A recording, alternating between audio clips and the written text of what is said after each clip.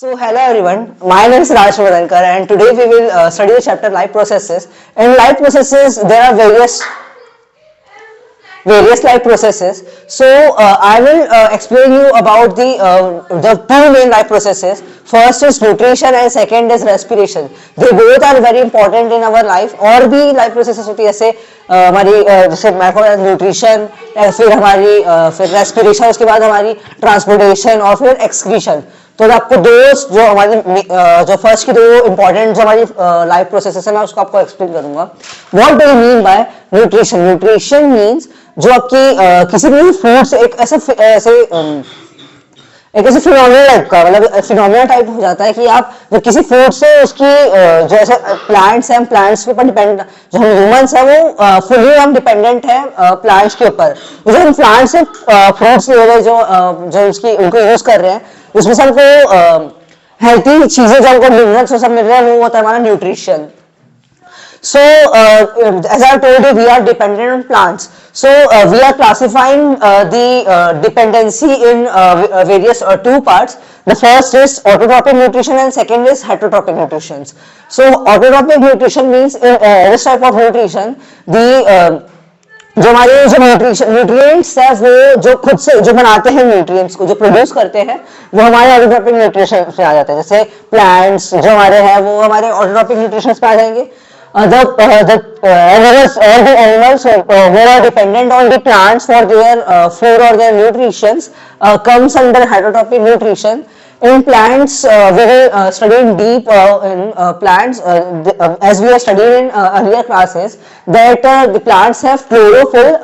By the process of photosynthesis, they make their food. So, where chlorophyll is present or stored in a plant. जो हमारी chlorophyll है वो so as we were studying about autotrophic nutrition, in autotrophic nutrition I was studying in earlier class we have studied the plant makes their food by the process photosynthesis. So in the main as we studied in the main components of photosynthesis are carbon dioxide, water and the most important chlorophyll and sunlight. So where chlorophyll is a green pigment which is present in plants and it gives color to plant. That's why 99% plants are green in their color because of chlorophyll, and the chlorophyll is present in our chloroplast.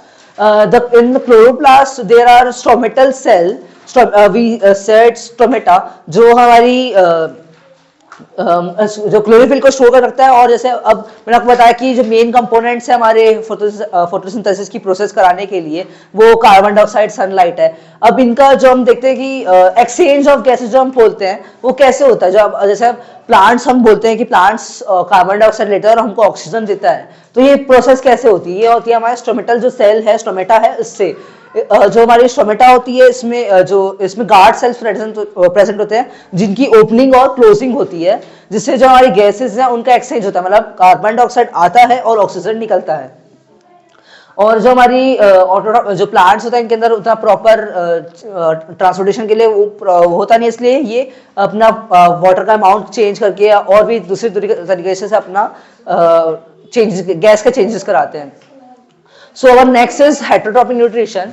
There are some subtopics of heterotrophic nutrition. There are three more subtopic of heterotrophic nutrition.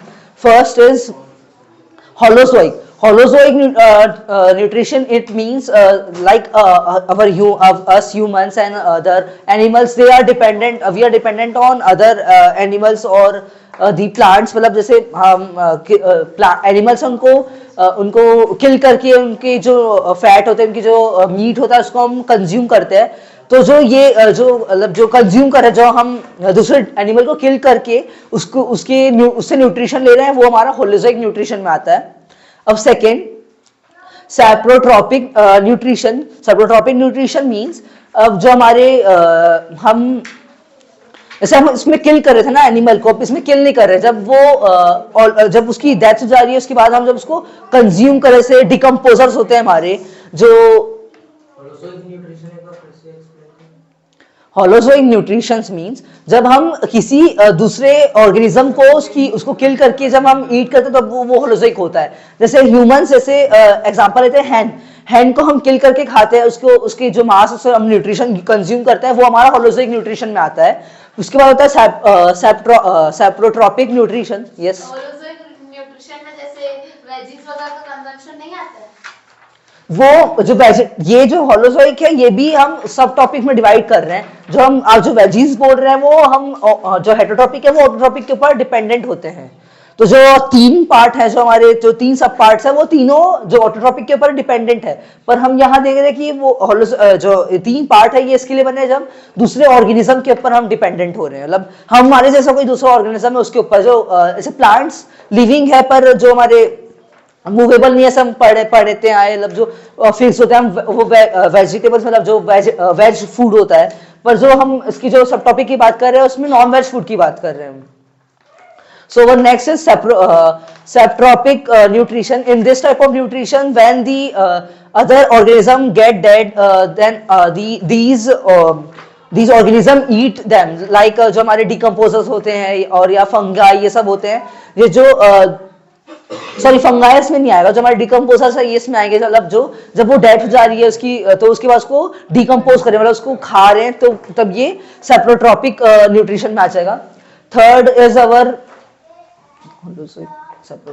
Tropic and third is एक और type होती है जिसमें हमारी जो organism होता है वो, हाँ, पैरासिटिक न्यूट्रिशन। इस पे जो हमारी ऑर्गेनिज्म है वो अपने होस्ट मतलब जिसके ऊपर वो रहे, जैसे हम ब्रेड का एग्जांपल लेंगे, उसमें जो हमारी अगर हम ब्रेड को मॉइस्चर और सनलाइट अगर प्रोवाइड कर दी जाए तो उसमें एक ब्लैक स्पोर्स फॉर्म हो जाता है। जो ब्लैक स्पोर होते हैं वो हमारे फंगस होते हैं। मतलब जो ब्रेड हमारा होस्ट हुआ उसके ऊपर जो ऑर्गेनिज्म उसके ऊपर रह के उसको कंज्यूम, उसके ऊपर रह के अपने न्यूट्रिशन की प्रोसेस को कंप्लीट कर रहे हैं, वो आ जाता है पैरासिटिक न्यूट्रिशन पे। जैसे हाँ, जो ब्रेड मोल्ड का एग्जांपल जो है ये प्रॉपर आपका पैरासिटिक न्यूट्रिशन में आता है। So our next topic is nutrition in amoeba and human beings. As we have seen, amoeba is very simple unicellular organism. So the nutrition in amoeba is very simple, and isn't in simple process. Let us assume it is a amoeba. और amoeba को उसका एक से उसका food, जिसको nutrition का जो food उसको दिखा, तो जो इसकी लेयर होती है ये सूडोफोडिया करके एक फिनोमिना, वो मतलब इसकी जो बॉर्डर रहता है वो उस फिनोमिना को ऑकर कराती है। और जो जैसे ये यहाँ पे जैसे फूड देखा इसने, तो जो अमीबा है इसने ये अपने जो बॉडी है उसको ऐसे शेप में कर लेते हैं कि जो उसके फूड है इसके अंदर आ, मतलब फूड को कवर कर ले। और जब फूड इसके अंदर आ जाता है उसको फिर फूड को अपने अंदर ला लेती है। और फिर जो बाकी की जो प्रोसेसेस होती है अंदर, जैसे अब यहाँ पे इसने अब्जॉर्प्शन किया ना, जो न्यूट्रिशन है उसको लिया, फिर इसको डाइजेस्ट कर लिया, जो अनडाइजेस्टेड पार्ट रहेगा, जो वेस्ट मटेरियल रहेगा, वो फिर अमीबा इसको वही अपनी जो वाली सूडोपोडिया थी वाली फिनोमिना से बाहर निकाल देगा।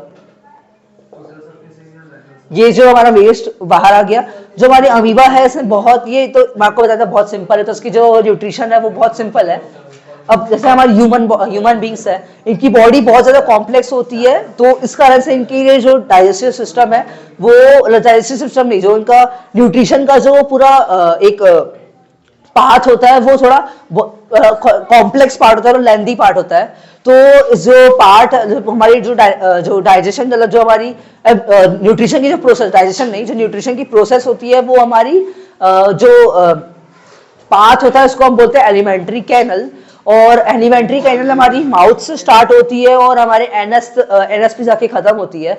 सो the first part of our nutrition is mouth, and mouth consists of two parts, mouth, tongue and the teeth. So tongue help us in the mixing of food with saliva, अब saliva हम देखेंगे आगे कि saliva होता क्या है। मैं आपको आगे जब पूरा जब हो जाएगा एक्सप्लेन उसके बाद आपको बताऊंगा सलाइवा होता क्या है। बस आप देख लो कि हमारा माउथ होता है, बस एक सलाइवा नाम का लिक्विड होता है, वो उसको सिक्रीट करता है। हमारे टंग का जो वर्क होता है वो होता है सलाइवा के साथ फूड को मिक्स कराना। फिर then the work of our teeth are to mix grind the and tear the food. So हमारी जो टीथ है, मैं आपको बताया कि जो जो हमारा फूड है पहले उसको हम टीयर करते हैं, जो हमारे फ्रंट के टीथ होते हैं उससे। फिर उनको हम ग्राइंड करते हैं, स्मॉल पीसेस हम बोलते हैं ना कि जब खाने को चबाना चाहिए जिससे उसकी न्यूट्रिशन हमको मिलेंगे, तो हम ग्राइंड करते हैं। उसके बाद उसको मिक्स करते हैं सलाइवा के साथ, जो हमारे फूड को आगे प्रोसीड कराने में हेल्प करता है। Our next part is oesophagus. Oesophagus is we can say it food pipe, जो हमारे फूड को हमारे जो माउथ से जो हमारा नेक्स्ट स्टमक होता है वहां तक लाने में हेल्प करता है। और ऑइसोफेगस बस इसका इतना काम होता है कि हमारा जो फूड है वो हमारे माउथ से स्टमक में जाए। Next is our stomach. It is a J-like structure present below the oesophagus. In the below, it is below the our lungs and the work of the हाँ, एक और चीज जो हमारा स्टमक होता है वो ह्यूमंस के जो मतलब ऑर्गेनिज्म है उसके न्यूट्रिशन के हिसाब से रहता है, उसकी बॉडी के साइज के हिसाब से रहता है। जैसे हम ह्यूमंस है तो हमारे पास स्मॉल स्टमक होता है क्योंकि हमको उतना कॉम्प्लेक्स फूड नहीं खाना। हमारा जो फूड होता है वो बहुत सिंपल होता है, जो इजीली डाइजेस्टेबल होता है। पर जो हमारे जैसे काऊ को एग्जांपल लेते हैं, वो ग्रास कंज्यूम करती है। जो ग्रास होता है वो बहुत कॉम्प्लेक्स फूड है, उसके लिए हार्ड है उसको डाइजेस्ट करना, इसलिए जो उनका स्टमक होता है, जो उनका डाइजेशन प्रोसेस होता है वो थोड़ा कॉम्प्लेक्स होता है।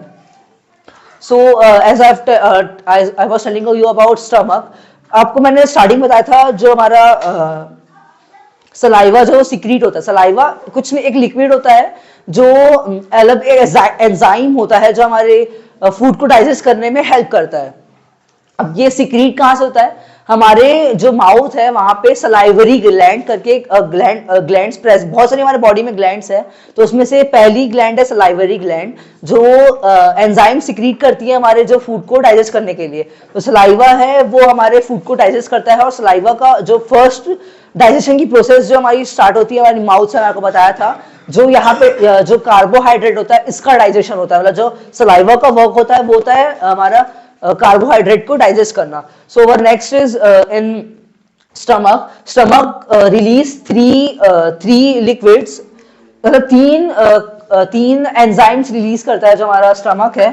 First is our HCl, second is our pepsin and third is our mucus. So HCl is a very strong acid which has pH of 2 pH value 2. It helps in the digestion of complex food which are to absorb the nutrition. And the second is our pepsin. In our our elders says we should eat very protein वाले food को consume करना चाहिए, हमें vitamin वाले food को consume करना चाहिए। अब जो प्रोटीन है उसको भी डाइजेस्ट करने के लिए कोई एंजाइम चाहिए, तो वो हमारा एंजाइम होता है पेप्सिन। पेप्सिन जो हमारी होती है वो जो प्रोटीन को डाइजेस्ट करने में हेल्प करती है। अब मैंने आपको बताया कि जो HCl है वो बहुत ज्यादा स्ट्रॉन्ग एसिड होता है। आप जानते हैं कि एसिड होता है वो हमारी स्किन को जला सकता है, तो जो हमारी स्टमक है उसको एसिड से प्रोटेक्ट करने के लिए एक लेयर फॉर्म हो जाती है स्टमक में, वो होती है म्यूकस। जो म्यूकस होता है हमारे जो स्टमक को प्रोटेक्ट करता है। सर ये स्टमक रिलीज करता है एंजाइम्स, तो उससे म्यूकस फॉर्म होता है स्टमक के अंदर। सर पेप्सिन भी स्टमक ही रिलीज करता है।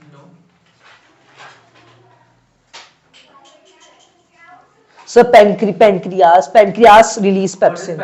So pancreas is a gland present just below the stomach. It is a leaf-like structure. It releases pepsin and trypsin.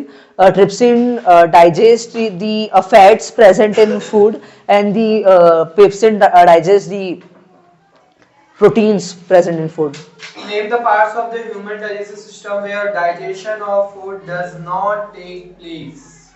Sir, in small intestine. उसमें digestion place नहीं लेता है?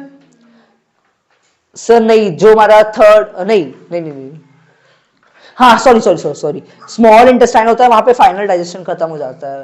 मेरा क्वेश्चन समझे क्या? हाँ, कहाँ पे? मैंने पूछा आपसे कि ह्यूमन डाइजेस्टिव सिस्टम का ऐसा पार्ट बताइए जहाँ हाँ। पे डाइजेशन जो है फूड का वो नहीं होता है, लार्ज इंटेस्टाइन।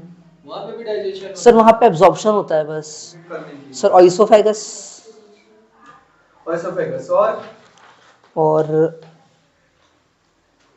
सब और एनस। है एनस एनस और सर बस यही है। compare the function of the small intestine and the function of the large intestine. Sir, in small intestine, the absorption occurs at very low rate, and Which type of absorption occurs? Sir जो हमारे जितने भी protein और जो हमारे fats digest हुए How will उनको it absorb? Sir in the small intestine and large intestine there are some small finger like structure called villi. Small intestine also. नहीं सर, सॉरी लार्ज इंटेस्टाइन में होता है, small intestine में ये सब enzymes produce होते हैं। और मतलब स्मॉल इंटेस्टाइन में एंजाइम्स रहते हैं जो डाइजेस्ट करने में हेल्प करते हैं और एब्जॉर्प्शन भी वहां पे प्रोसेस हो जाती है। पर आगे जब फाइनल मतलब उतनी एब्जॉर्प्शन नहीं होती फूड की जितनी लार्ज इंटेस्टाइन में होती है। वहां पे विलाई प्रेजेंट होती है जो How इसको will it absorb? सर वो विलाई फिंगर लाइक स्ट्रक्चर होता है जो फूड डाइजेस्ट हो जाता है, वो प्रोटीन्स को वहां पे अपने पास कैप्चर कर लेता है और फिर। Good. Any question? What is the function of HCl? As I have told you, HCl used in digestion or used to break the complex food. No. That is pepsin also. तो pepsin proteins को digest कर रहा है ना। तो HCl क्या करता है फिर? HCl स्ट्रॉन्ग एसिड होता है, तो वो जो चीज थोड़ी इनके लिए पॉसिबल नहीं है जो डाइजेस्ट करने के लिए, वो डाइजेस्ट करता है। वो डाइजेशन में वर्क ही नहीं करता HCl, तो एसिड है। तो ब्रेक डाउन करेगा ना फूड का। दो मेन। हाँ, HCl ब्रेक डाउन करेगा फूड को, तभी तो पेप्सिन उसमें प्रोटीन को डाइजेस्ट करेगा ना। वो कॉम्प्लेक्स फूड को डायरेक्टली पेप्सिन उसमें से प्रोटीन को डाइजेस्ट नहीं कर सकता। HCl और एक और मीडियम को एसिडिक बनाने के लिए। अच्छा, एलिमेंट्री कैन में कहाँ पर स्टार्ट होता है? माउथ में स्टार्ट होता है, क्योंकि जो हमारे जो एलिमेंट्री कैनल के जो स्टार्टिंग माउथ होता है, माउथ में सलाइवरी ग्लैंड प्रेजेंट होती है और सलाइवरी ग्लैंड जो होती है सलाइवा प्रोड्यूस करती है। सलाइवा हमारे कार्बोहाइड्रेट को डाइजेस्ट करने में हेल्प करता है। Difference between blood and lymph. Blood and lymph, blood और lymph I don't know. What is the function of what is the basic unit of kidney? Kidney basic unit nephron. Kidney का काम क्या होता है? जो हमारे ब्लड से जो इम्प्यूरिटीज आई है उनको प्यूरिफाई करने का काम होता है। What would happen if HCl is not secreted? Sir, if HCl will not secrete, then the breakdown of food will not occur and the digestion will be incomplete.